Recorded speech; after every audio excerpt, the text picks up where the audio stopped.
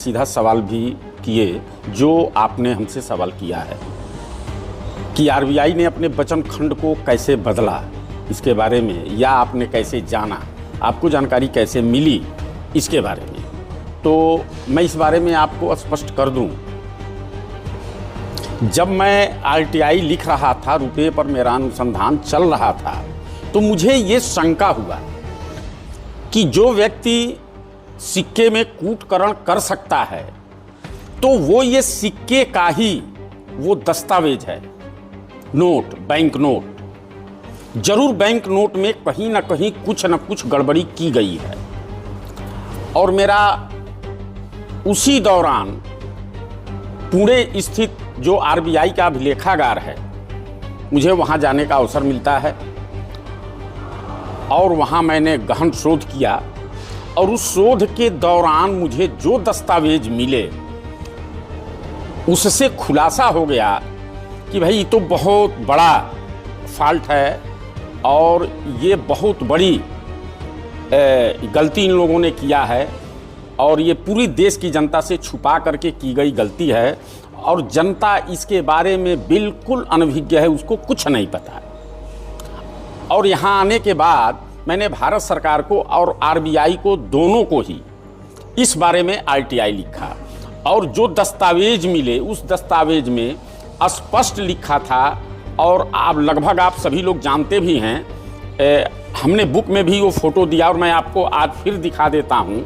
वो फोटो ये है जिसमें गवर्नर के वचन खंड सिर्फ अंग्रेजी में लिखे जाते थे, जो यहाँ लिखा हुआ है। ऐसे करके आज जो ये वचन खंड लिखा जाता था उसमें और पहले जो वचन खंड लिखे जाते थे उसमें, दोनों में मुझे बहुत बड़ा अंतर लगा।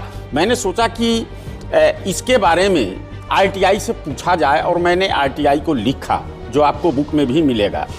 और जब मैंने आरटीआई लिखा तो आरबीआई ने उसका जवाब दिया कि मैं आरटीआई में यही क्वेश्चन किया था कि इस समय जो गवर्नर के वचन खंड लिखे जाते हैं, क्या ये शुरू में भी यही था या इसमें कोई तब्दीली की गई है। वो मेरा आरटीआई ऐसे था कि जो अंग्रेजी में पहले लिखा जाता था, मैंने इसी शब्द को आरटीआई में लिखा कि क्या ये शुरू से ही लिखे जाते थे या इसमें कोई तब्दील किया गया है। इसके बारे में आप हमें प्रमाण सहित जवाब दीजिए। तो उधर से आरबीआई के तरफ से यही जवाब आया कि जो वर्तमान में गवर्नर के वचन खंड लिखे जाते हैं यही शुरू से ही लिखे जाते हैं। वही मुझे शंका हुई कि मेरे साथ ये सही जवाब नहीं दिया जा रहा है, तो मैंने प्रथम अपील किया। प्रथम अपील में भी वही बात हूबहू बताई गई।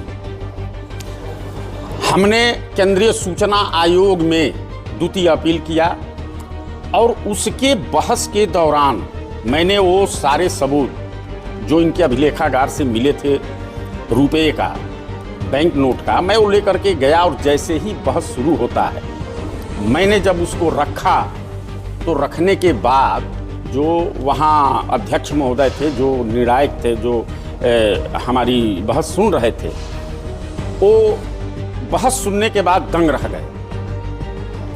और उन्होंने जब जैसे ही मैं शुरू किया और मैं बताना शुरू किया, इन्हीं के अभिलेखागार का वो दस्तावेज मैंने दिखाया कि श्रीमान देखिए, मैं जो इनसे क्वेश्चन किया हूँ उसके उत्तर में ये झूठ बोला गया है, छुपाया गया है, जबकि आरबीआई के इस अभिलेख से ही ये सिद्ध होता है कि इन्होंने वचन खंड में परिवर्तन किया है।